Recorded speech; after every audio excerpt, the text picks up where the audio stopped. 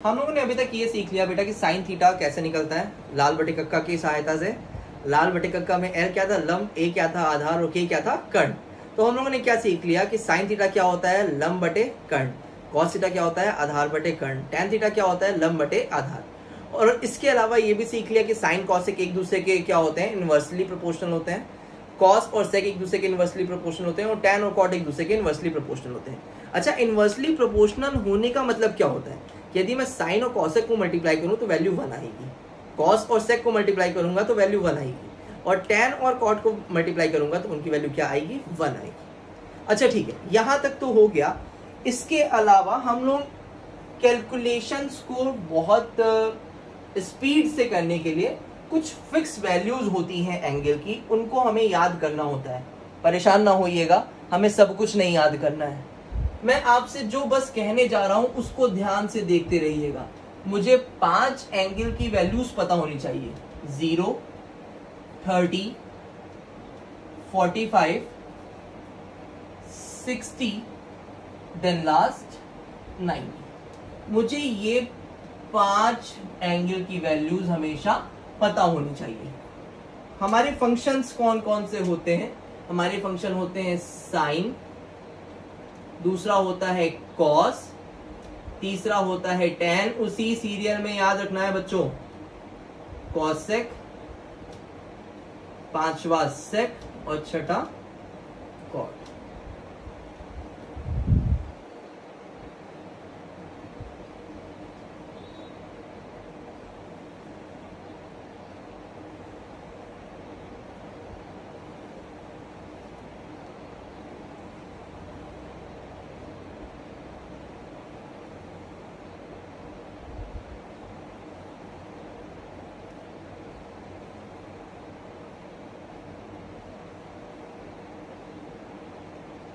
चलिए, ये टेबल तैयार हो गई। मैंने आपसे कहा कि भाई मैं यदि हर एक क्वेश्चन में ना साइन 30 की वैल्यू निकालूं तो बहुत टाइम टेकिंग हो जाएगा। तो जैसे बचपन से याद करिए, अब हमें पता है कि हमें 10 रुपए की 5 बॉल लानी है, तो अब हम कॉपी पेन लेकर बैठे हैं, 10 को 5 बार जोड़ें, 10 + 10 + 10 + 10 + 10 बराबर 50। तो भाई ये बहुत टाइम टेकिंग हो जाएगा और अच्छा भी नहीं लगेगा। तो हम क्या करते हैं, हम लोग ने टेबल तैयार की है।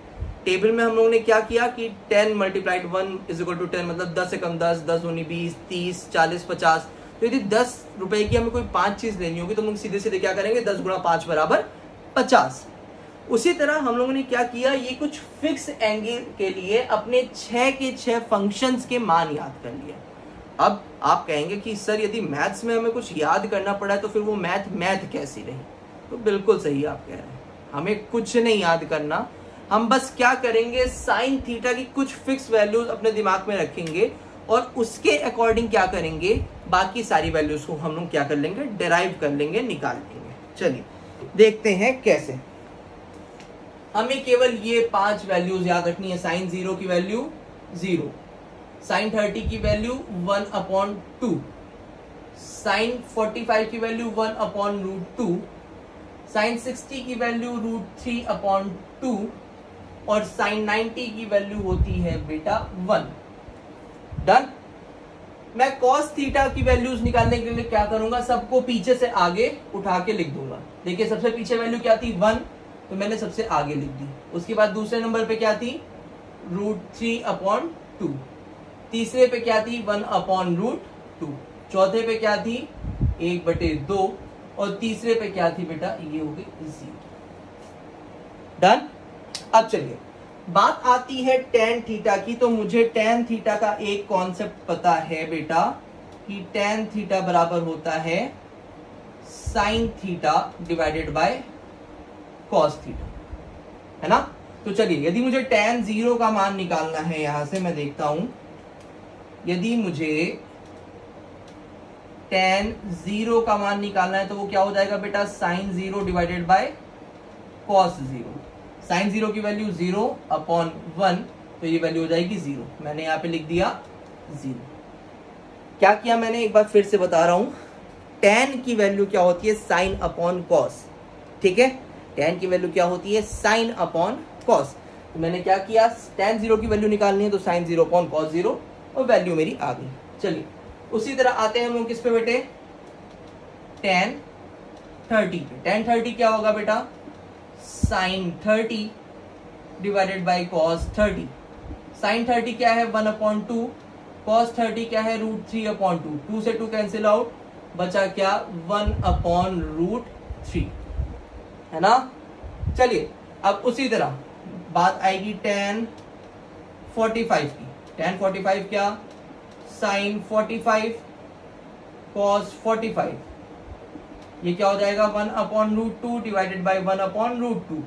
ठीक है, दोनों क्या कैंसिल आउट हो जाएंगे, ऊपर नीचे सेम है तो वैल्यू आ गई 1। अब बात आती है बेटा किसकी, tan 60 की। तो tan 60 क्या होगा बेटा, sin 60 डिवाइडेड बाय cos 60, ये क्या हो जाएगा देखिए √3/2 डिवाइडेड बाय 1/2। 2 से 2 कैंसिल आउट, वैल्यू बचेगी √3। अब देखने वाली चीज आ रही है tan 90, ये क्या होगा बेटा sin 90 divided by cos 90। sin 90 की वैल्यू 1/0। अब मैं आपसे कह रहा हूं भाई 1/0 की वैल्यू मुझे बताइए क्या होती है। आप कहेंगे सर 0, मैं आपसे कहूंगा नहीं बेटा आप गलत हो। आप मेरे से कहोगे सर 1, मैं तब भी आपसे कहूंगा बेटा आप गलत हो।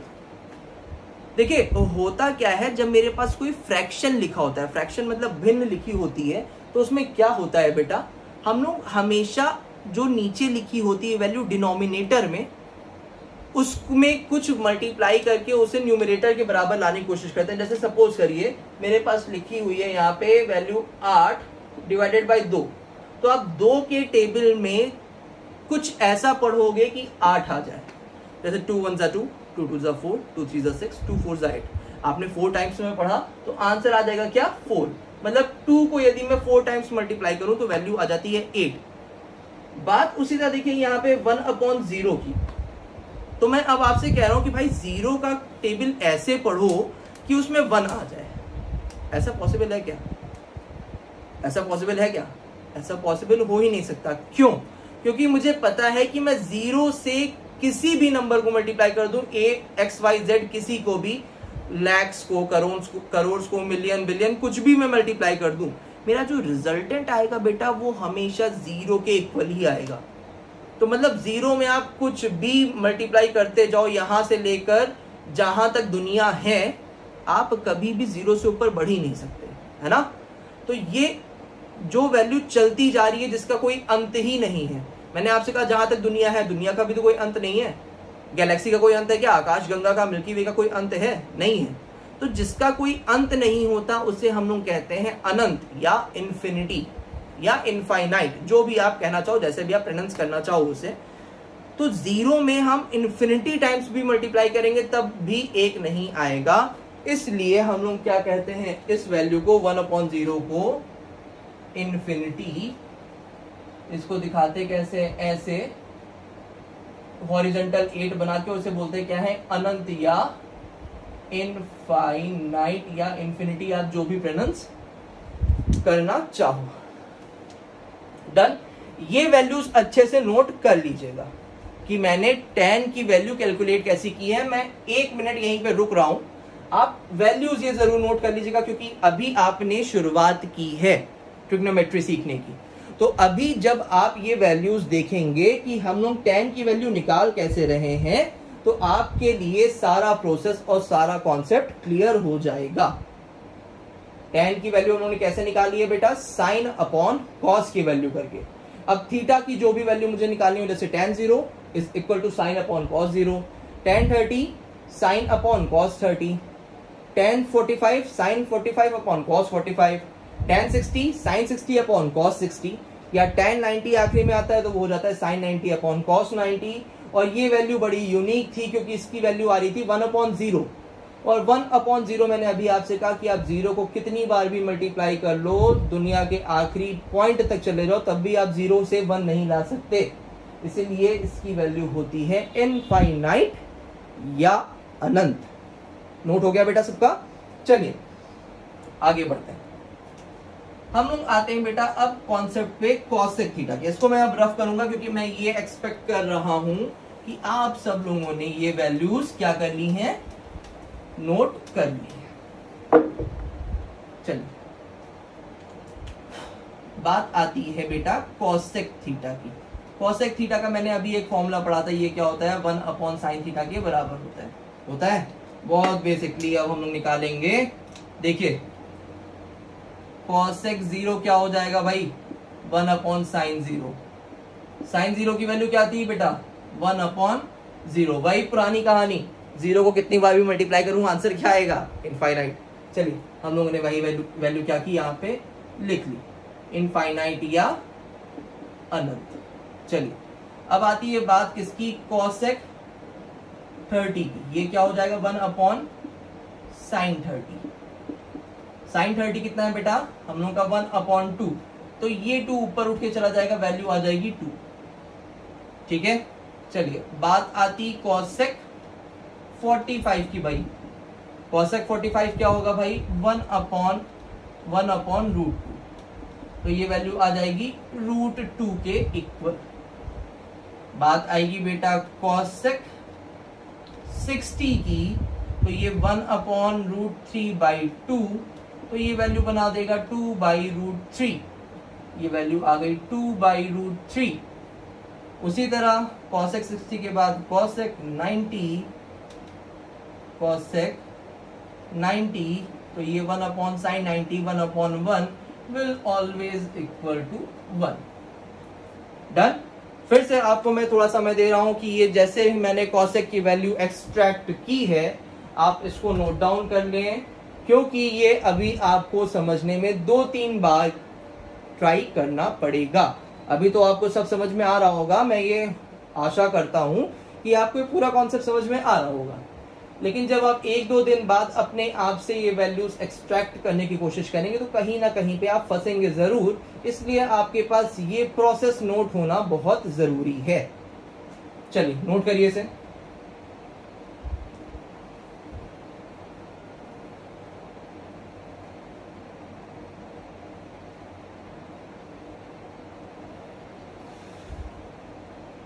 डन बेटा। चलिए हम लोग आते हैं अपने नेक्स्ट स्टेप की ओर, जिसका नाम है सेक थीटा। चलिए सेक थीटा भी क्या होता है, जैसे साइन कॉस में हम लोगों ने रिलेशन निकाला था कि साइन की वैल्यू पीछे से आगे लिखी थी। आप क्या करिए, इसमें भी कॉसेक की वैल्यू आगे से पीछे लिख दीजिए। कॉसेक और सेक में वही रिलेशन होता है जो साइन और कॉस में होता है। तो आपने क्या किया, अब आपने कॉसेक की वैल्यू को पीछे से आगे लिख दिया। ये देखिए 1, फिर 2/√3, फिर √2, 2 और ये हो गया अनंत। डन। इसमें कुछ समझने जैसा है नहीं। क्यों? क्योंकि सेक थीटा की वैल्यू हम लोग वैसे ही लिखेंगे कॉसेक थीटा की वैल्यू को पीछे से आगे की रेंज में।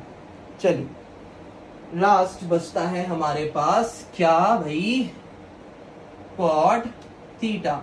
हम लोगों ने फॉर्मूला पढ़ा था, ऐसा कॉट थीटा और टैन थीटा में क्या होता है, इनवर्स का रिलेशन होता है। तो cot theta is equal to 1/tan theta. चलिए अब कॉट 0 क्या होगा, 1/tan 0। 1/tan 0, tan 0 की वैल्यू क्या थी, 0। फिर से वही पुरानी कहानी, 1/0। 0 के टेबल को ऐसा पढ़िए कि 1 आ जाए, ऐसा हो सकता है? नहीं हो सकता। तो जब कोई चीज पॉसिबल ही नहीं है तो उसे आप क्या कहेंगे, उसे आप सर कहेंगे अनंत या इनफाइनाइट।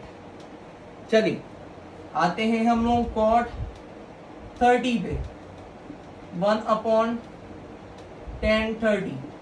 tan 30 की वैल्यू क्या है बेटा, 1/√3। 1/√3, तो ये 1 में था तो वैल्यू आ जाएगी √3। चलिए बहुत अच्छी चीज। अब cot 30 के बाद क्या वैल्यू आती है भाई, cot 45। ये हो जाएगा 1/tan 45। tan 45 की वैल्यू क्या थी, 1। तो ये वैल्यू आ जाएगी किसके बराबर, 1 के बराबर। डन। चलिए आते हैं हम लोग cot 60 पे। तो cot 60 की वैल्यू क्या है भाई, 1/√3। 1/√3, क्योंकि tan 60 क्या था, √3। ठीक है, चलिए मैं पूरा लिखे दे रहा हूं अभी आपके लिए।